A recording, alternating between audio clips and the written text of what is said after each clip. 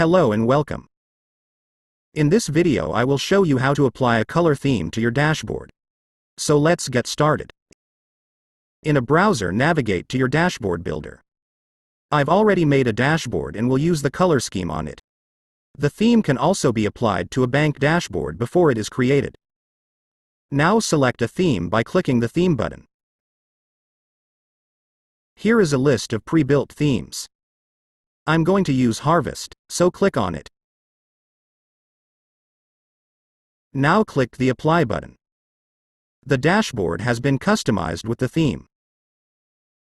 The color pattern can also be customized. Select a theme.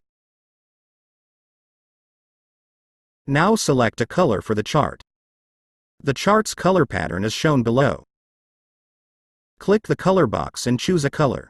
I went with orange. The theme's name has been changed from Harvest to Custom. Make the font color white. Change the background color as well. Now, press the Apply button.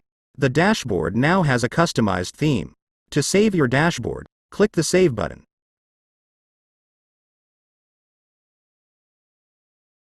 That's all for now. I hope this was helpful, and thanks for watching. Please subscribe to our channel to receive notifications of new videos and tutorials.